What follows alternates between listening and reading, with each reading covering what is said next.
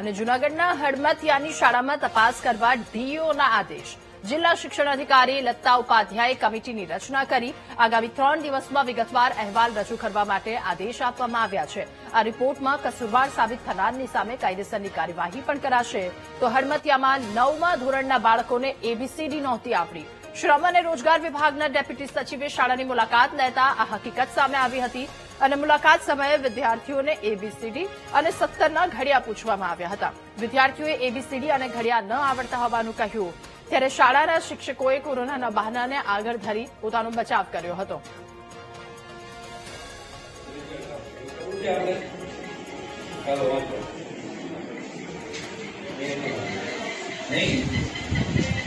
ABCD तो आवड़े छे ने एबीसीडी नहीं आवड़ती शू बात करे एबीसीडी ये तो आवड़े छे आ तो एबीसीडी मुझे बात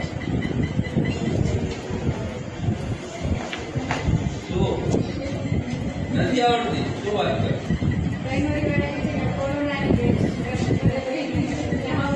कोरोना પછી તો પાછા સ્કૂલે ગયા વધુ માહિતી મેળવીશું। સંવાદદાતા જય આપણી સાથે ફોનલાઈન પર જોડાયા છે। જય, જૂનાગઢના હડમતિયાની શાળામાં વિદ્યાર્થીઓને એબીસીડી નહોતી આવડતી। ડેપ્યુટી સચિવે શિક્ષકોને ઠપકો આપ્યો, કોરોનાનું બહાનું આગળ ધર્યું હતું। હવે શું કાર્યવાહી? કમિટીની રચના પણ કરવામાં આવી છે। જી ચોક્કસ જણાવી દો કે જે ભેસાણનું જે વિશાળ હડમતિયા ગામ છે ત્યાં શાળા આવેલી છે। આ શાળામાં જે પ્રવેશોત્સવ ચાલી રહ્યો હતો તે દરમિયાન જે નાયબ સચિવ છે તેને સ્થળની મુલાકાત લીધી હતી। આ સ્કૂલના પ્રવેશોત્સવ દરમિયાન જે બાળકો જે વિદ્યાર્થીઓ હતા તેને એબીસીડી પૂછવામાં આવી હતી। એબીસીડી ન આવડતી હોવાનો વિડીયો પણ સોશિયલ મીડિયામાં વાયરલ થયો હતો। ત્યારબાદ જે વિદ્યાર્થીઓ છે તેના એબીસીડી ન આવડતી હોય તેને લઈ શિક્ષકને ઠપકો આપતો હોય પણ તે વિડીયો સામે આવ્યો હતો। ત્યારબાદ જે વાલીઓ હતા તેમાં પણ રોષ જોવા મળ્યો હતો।